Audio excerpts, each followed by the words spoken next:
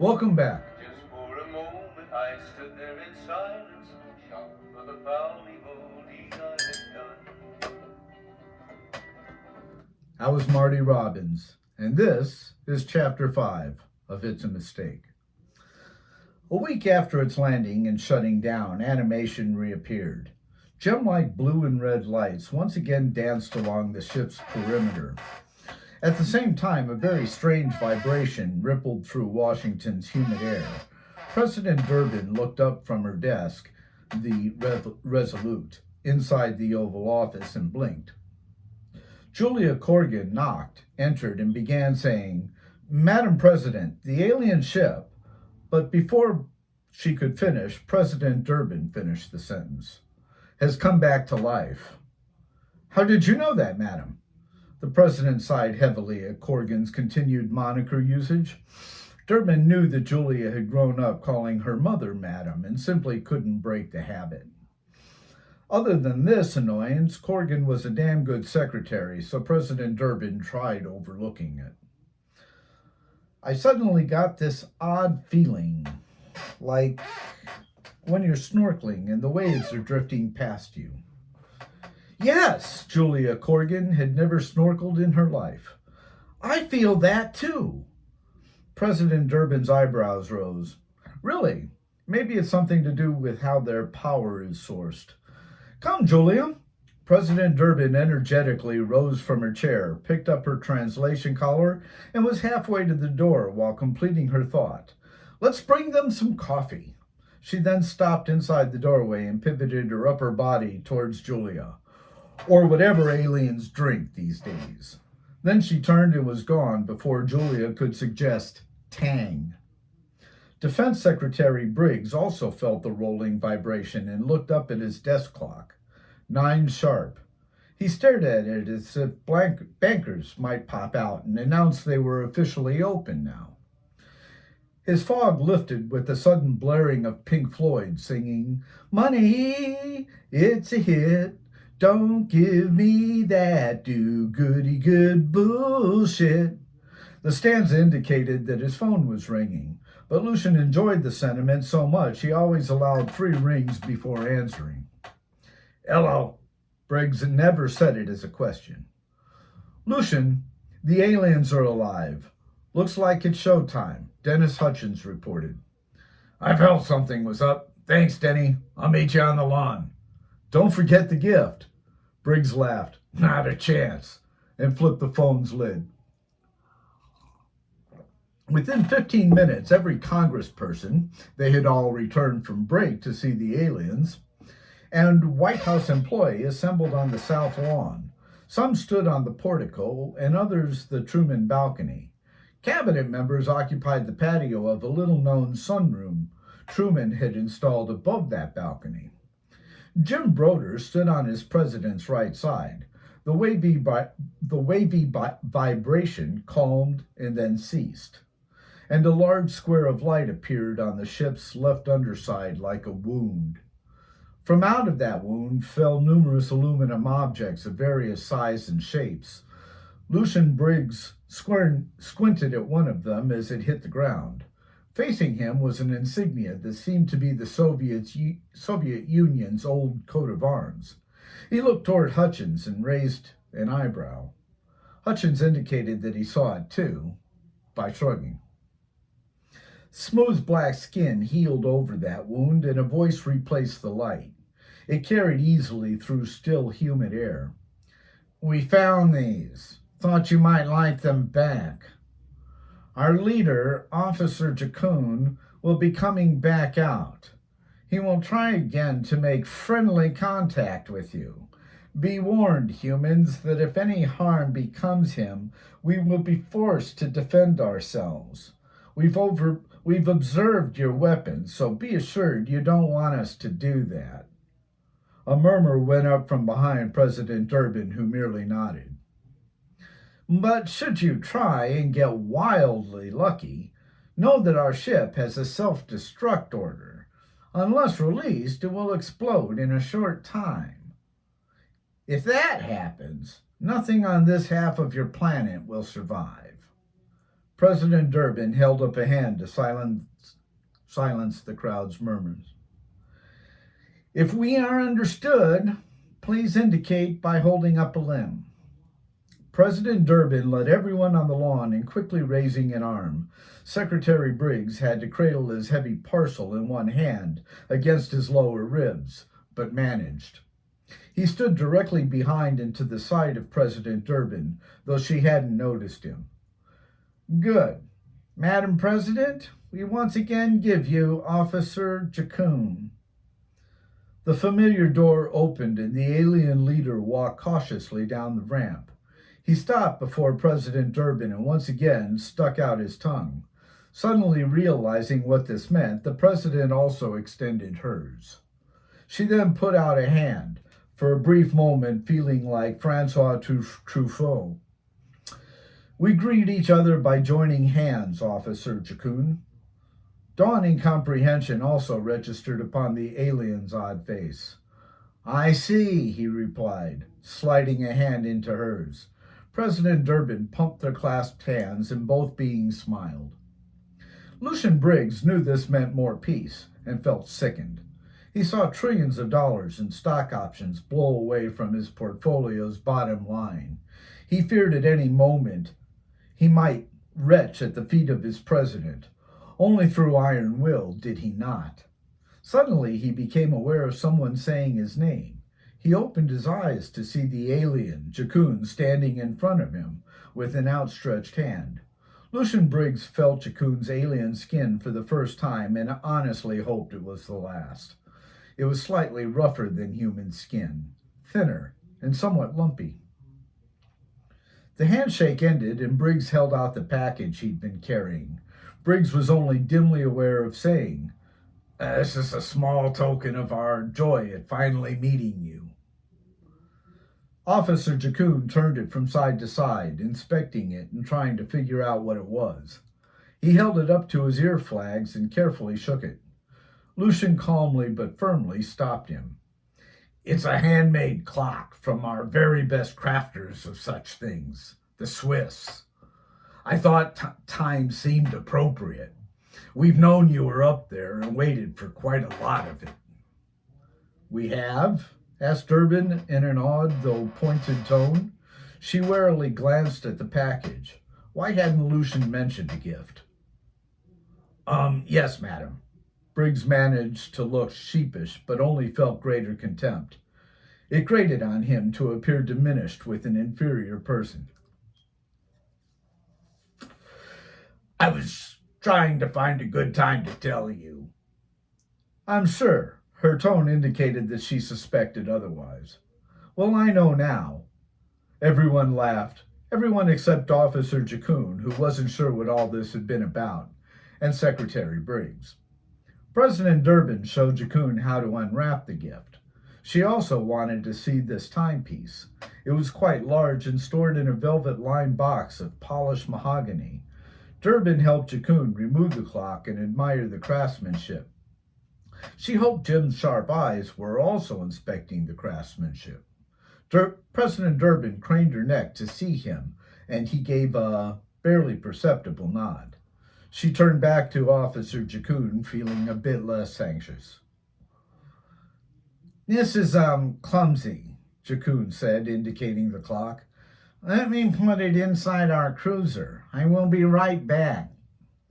President Durbin started to say something after the officer turned around, but stopped when the alien lifted it in front of him for his mates to see. She couldn't stop him now. God, she silently prayed, please tell me Lucien isn't that big of an asshole. She was relieved when Jacun re-emerged from his ship. They again exchanged greetings, after which Officer Jacun handed her an odd sort of computer chip. What's this? She asked. A ticket for littering. You can pay it electronically to the Galactic Council. President Durbin betrayed her miscomprehension, but accepted the citation and led Jacun into the White House. Despite the fine, a pleasant and informative couple of hours ensued. Jacun told them all about the various planets which contained life. He explained that reaching them was merely a matter of folding space, as one would transport a coin across a paper by half folding a sheet underneath the coin and quickly snapping it open. The coin would jump forward, while buffering your ship to make the experience bearable. Otherwise, you get really vacuum sick. But once you have it down, moving around is a snap. Everyone laughed at his unintended pun. Everyone, that is, except Officer Jacun again, who didn't know it was a pun. Takes ferry LMs, he added. LMs? President Durbin inquired. What are those? I'm sorry. I forget your lack of galactic knowledge. A light minute equals 8 Earth minutes. I see, President Durbin noted. She noted Jacun's couched reminder of their superiority in particular. Feeling she should demonstrate that Earthlings knew stuff too, she added, by coincidence, that's the same amount of time it takes light to reach Earth from our sun. Really? Jacun seemed delighted.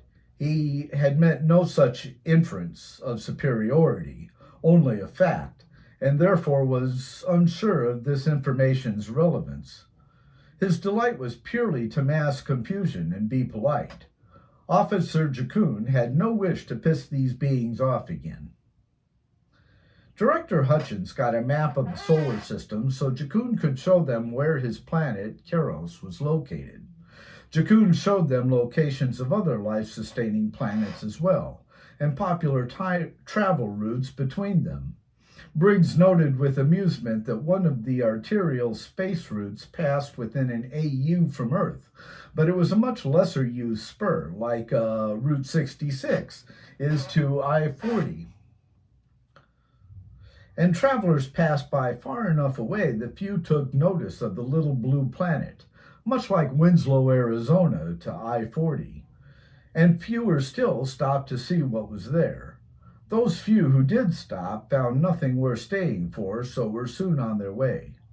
President Durbin was more fascinated by Jacun's revelation of a political body that governed the solar system. Known as the Galactic Council, it acted to create laws, collect fines, explaining Officer Jacun's earlier instructions, settle disputes, provide maps, and impart information about galactic events. Each planet got to appoint one ambassador or member and an associate. As you can imagine, competition for those jobs are fierce, Officer Jacun told his audience. Durbin nodded sympathetically, having been through a presidential campaign. They served him many things that he took no more than a nibble or sip of.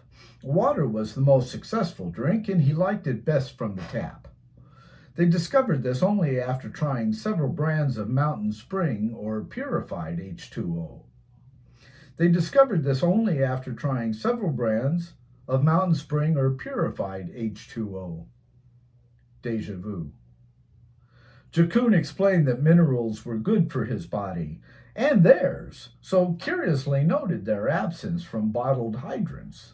President Durbin explained that humans got their minerals from expensive capsules instead.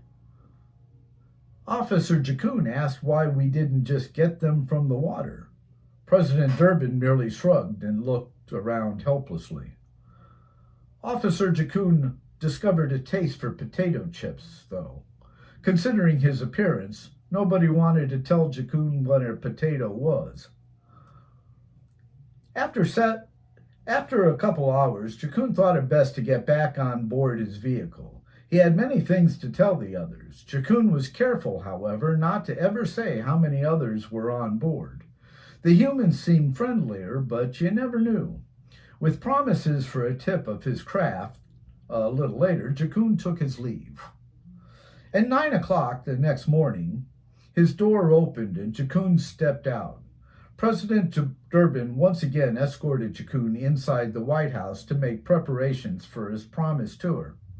Secretary Briggs met them in the dining room and they discussed any contamination, security, and communication problems until 11 o'clock. At that time, Jacun led President Durbin and Secretary Briggs onto the ship. A very strange odor and silence greeted Jacun, and he knew something was wrong.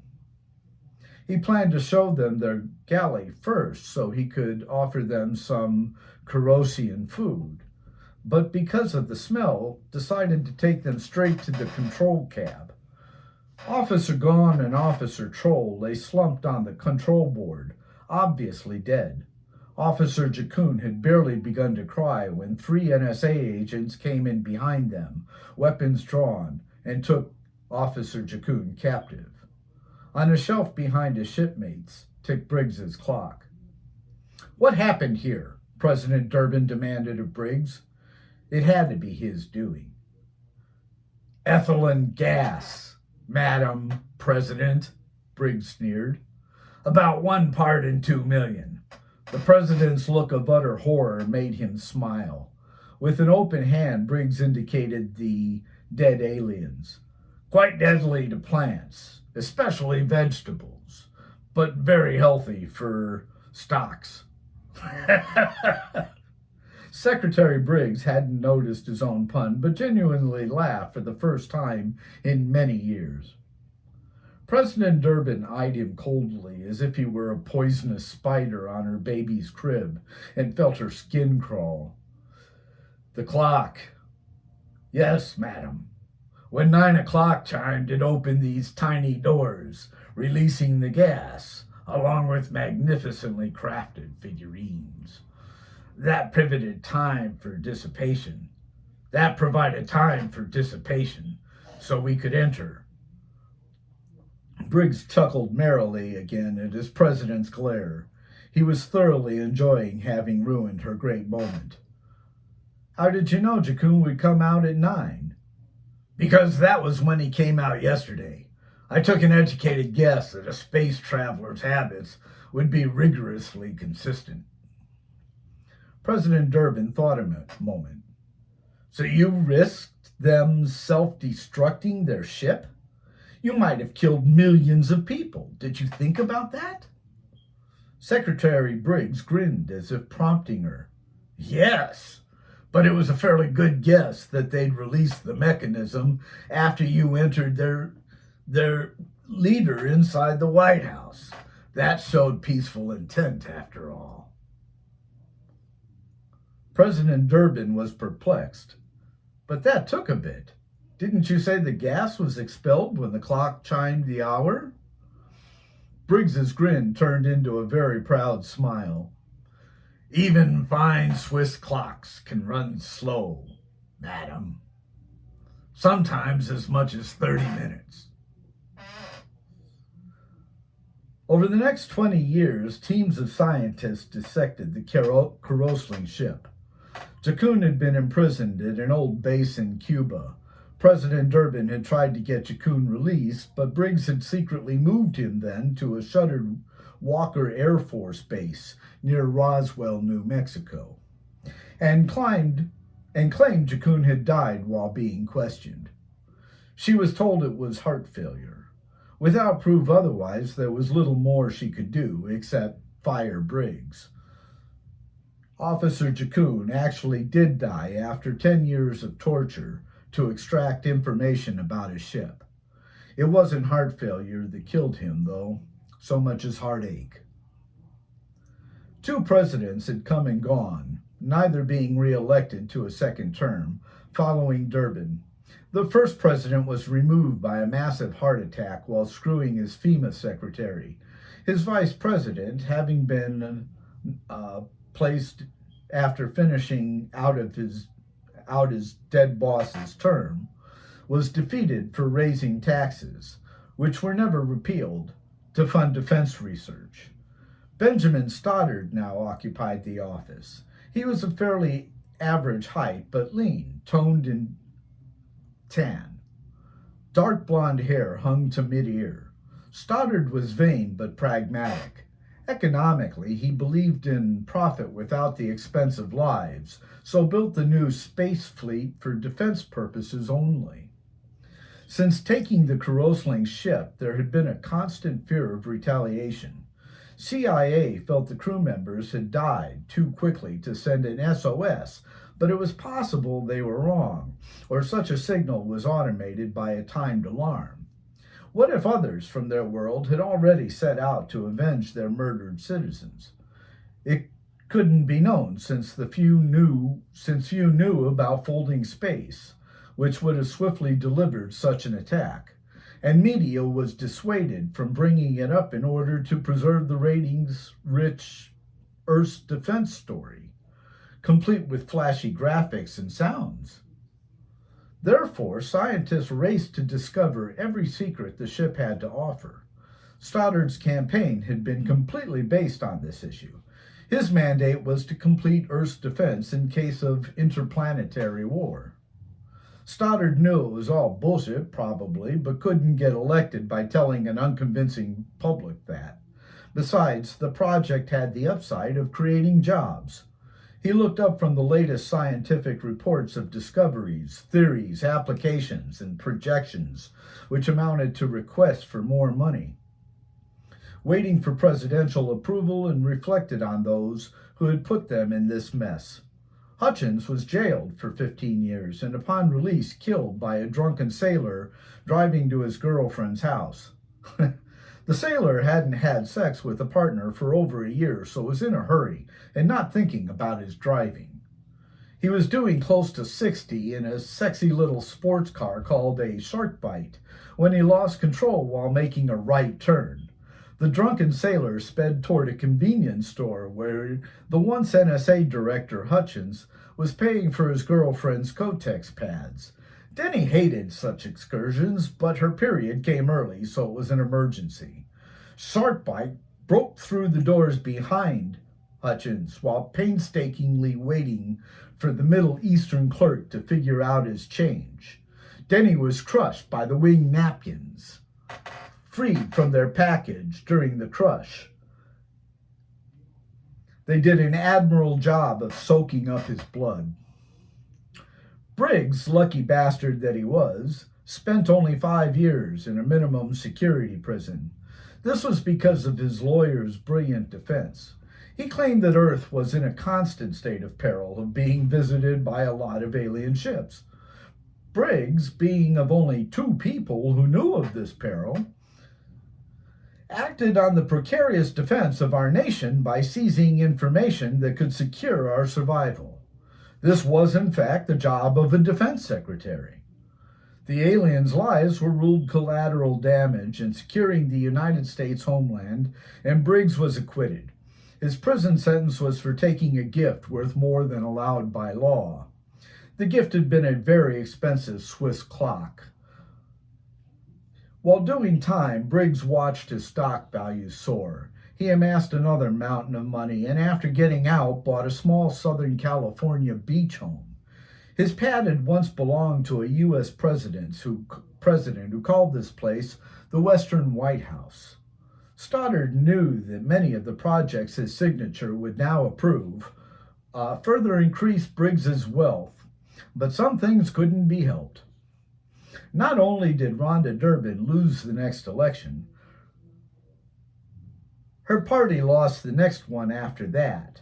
Fear of any enemy that could invade at any time motivated people to vote for Briggs, for at least his party, since everyone knew they were stronger on defense. Such was the perception, at least. Ironically, the populace had just returned the nation to Durbin's party with Stoddard's election. He didn't have to contend with earthly conflicts because the world peace was incidentally achieved after most countries around the globe joined the U.S. effort to get prepared for invasion. They despised the U.S. for creating this mess, but what choice did they have? Rhonda Durbin did okay on a personal level. She made a lot of money in renewable energies, which her administration had wisely invested a boatload of cash to create, and died just before Stoddard's election. She lay in her bed at home and looked out the window at a beautiful dark sky. Her last breath, sadly exhaled, were two words: so close. President Stoddard frowned and shook his head. What's a country?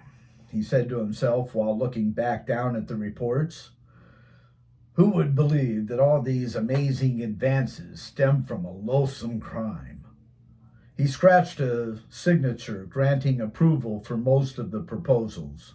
Stoddard then set down his pen and stretched out on his office couch. He felt a bit sick. Stoddard oversaw the largest building project since the mid-20th century. Every nation contributed resources for development of the massive mission. NASA oversaw much of the effort, needing much more space, and because Florida was sinking beneath a rising ocean, they had relocated the entire agency to Cuba's higher eastern coast. The tiny island had been annexed as a U.S. holding following the supposed death of Fidel Castro. Castro's death was faked to keep him from causing trouble or scaring away tourists. He lay hidden away in a very secluded bungalow until his actual death at the astounding age of 120 years old, thereby mocking God's mandated limit of 120. NASA's move was completed just before Florida and all other low-lying land formations, including the rest of Cuba, completely submerged. All coastlines were dramatically changed, but by gaining renewed swampland where cities once bustled, the South was better protected from severe hurricanes. Boeing produced the Space Force's fleet, while a half-dozen other companies produced various new weapon systems for the ship. President Stoddard kept everything on tight funding and schedules. It was his intent that Earth should be ready if and only if the aliens came to find out what happened. And before he left office, after 2 full terms, Earth was ready. Unfortunately, the next president had other plans. We'll see you at Chapter 6, I hope.